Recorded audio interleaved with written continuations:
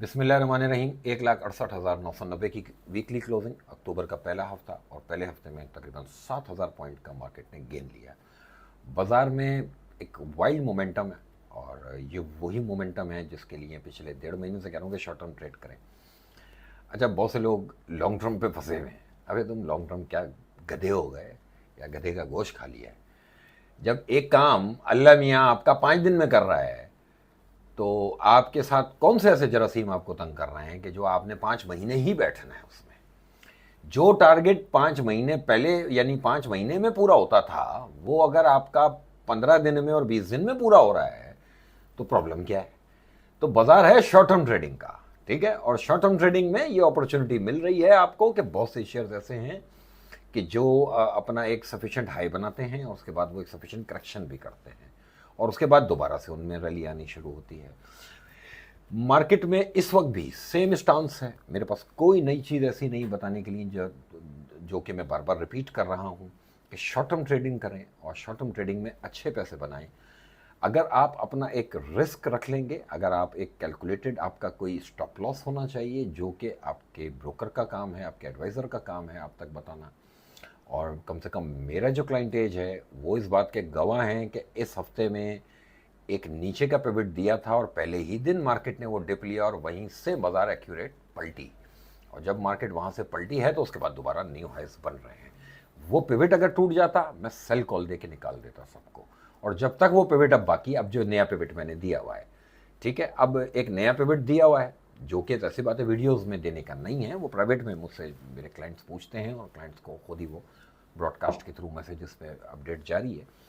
उसको हम रिस्क रखेंगे, और इसका इज द लिमिट, ठीक है। अच्छा, अभी मैंने अपने ट्विटर अकाउंट के ऊपर, मेरा क्लाइंट है, दोस्त है, छोटा भाई है मेरा, और उनकी मोहब्बत है कि वो मेरी पुरानी पुरानी वीडियोस भी देखते हैं। मैं खुद भूल जाता हूँ कुछ बातें करके, क्योंकि इतनी वीडियोस बन चुकी हैं अब याद नहीं रहता है। उसने मेरी 2025 की पहली वीडियो, जो साल की वीडियो थी, उसका क्लिप निकाला, और वो क्लिप मैंने कल अपने ट्विटर पे, और फिर मैंने अपने फेसबुक पेज पे भी अपलोड किया है उसको, मेरी फेसबुक आईडी पे भी वो अपलोडेड है, और व्हाट्सएप ग्रुप्स पे भी मैंने उसको शेयर किया है। वो सुने। उसमें मैंने 2,20,000 इंडेक्स का टारगेट दिया हुआ है। पहले 1,40,000 कहा था, और फिर 2,20,000। मार्केट उस तरफ गामजन है, ठीक है। और लेकिन बीच से ही कहीं से आपकी उम्मीद के बियॉन्ड बाजार कुछ कर सकता है, ठीक है। क्योंकि मार्केट कुछ भी नहीं है सिवाय आपका ओपोनेंट होने के। मार्केट आपका ओपोनेंट है। ये जो आपका ओपोनेंट है, इससे हमेशा डर के रहना है, क्योंकि जो सामने वाला है वो भी अपनी एक चाल चलेगा, उसको डिफेंड करना है आपने, और फिर अपनी एक चाल चलनी है। हर दौर में एक बायर होता है, एक सेलर होता है। बाय करने वाला अपने आप को होशियार समझता है, सेल करने वाला अपने आप को होशियार समझता है। जीतेगा कौन, ये मार्केट डिसाइड करती है, ठीक है। उसका रिजल्ट बाद में आता है।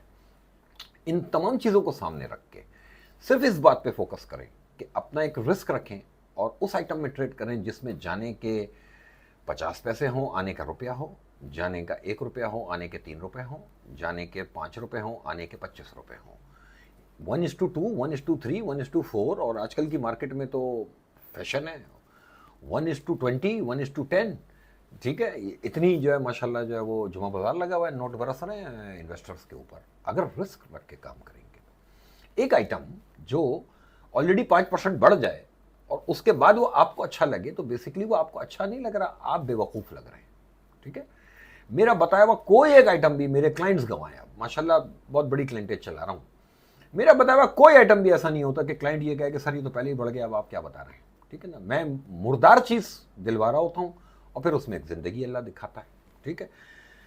इसी चीज़ का नाम है एनालिसिस, इसी चीज़ का नाम है short term trading. Lower the risk, higher the return. समझ में आए तो भी यही है, समझ में ना आए तो भी यही है, कमाई इधर ही होगी, और माशाल्लाह कमाई हो रही है।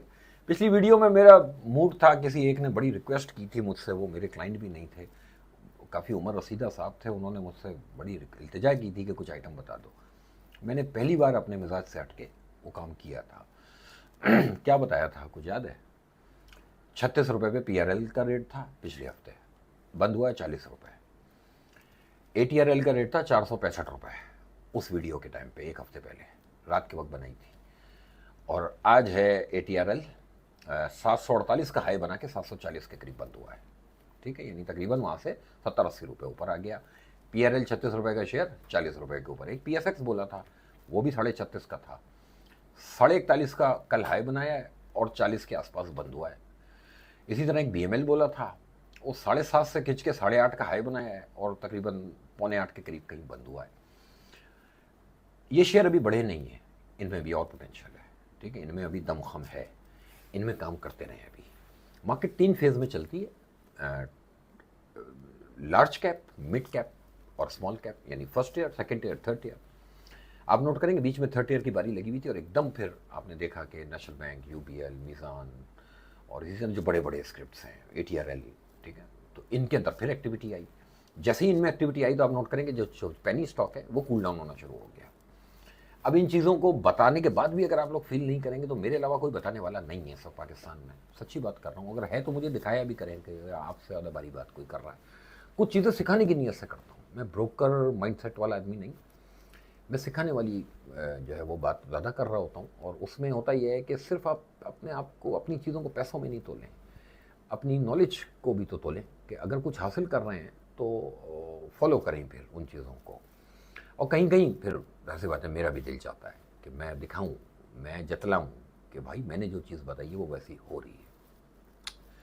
मुझे लगता है कि इन 3-4 आइटम्स में अभी बहुत जगह है, अभी बहुत जगह है। देखिए, शेयर कोई भी अच्छा बुरा नहीं होता, प्राइस अच्छी बुरी होती है, ठीक, ये कॉल मेरा है, ठीक है। अब प्राइस अच्छी बुरी से क्या मुराद है? 100 रुपये के OGDC में 280 रुपये के OGDC में फ़र्क है, कंपनी वही है। अगर कोई ग्रोथ स्टोरी है तो आप ब्लू चिप हो या पेनी स्टॉक हो, अगर कोई ग्रोथ स्टोरी है तो ज़रूर काम करें। और अगर कोई ग्रोथ स्टोरी नहीं है और डिविडेंड यील्ड की बात कर रहे हैं तो आज पाकिस्तान स्टॉक एक्सचेंज में मुझे नहीं लगता कि कोई शेयर एक ऐसा हो जो कि फिक्स रिटर्न से कोई सफिशेंट ज़्यादा या फिक्स रिटर्न के आसपास या उससे कम आपको इस वक्त रिटर्न दे रहा है। तो डिविडेंड यील्ड तो फिलहाल जस्टिफाइड नहीं है। हाँ, कैपिटल गेन ही टारगेट है और ग्रोथ स्टोरी ही जस्टिफाइड हो सकती है। तो इसलिए जो चीज़ 2-3-4 आइटम मैंने पिछली दफ़ा भी रिपीट किए थे, अभी भी रिपीट कर दिए, मेरे हिसाब से उनमें कोई डिप मिले तो लेके काम करें।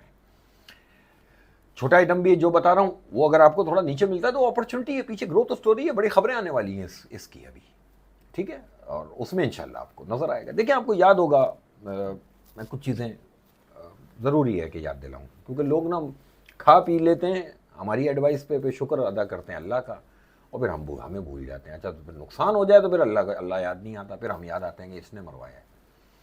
एक आइटम था, मैं कहता था कि टेक्सटाइल सेक्टर का कोई फिलहाल मुस्तकबिल पाकिस्तान में नहीं है, टेक्सटाइल के ऊपर बुराई है क्योंकि कॉस्ट ऑफ बिजनेस बहुत बढ़ गया है।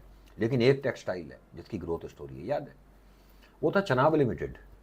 कंपनी थी डिफॉल्टर सेगमेंट में, मैंने वो रेकमेंड करनी शुरू की, लोगों ने पूछा डिफॉल्टर सेगमेंट का आइटम रेकमेंड कर रहे हैं, तो मैंने ये उनसे ये कहा था कि यार मुझे भी पता है डिफॉल्टर का भाई, तो चुपचाप ले लो, ज़रूरी तो नहीं हर बात पूछी जाए।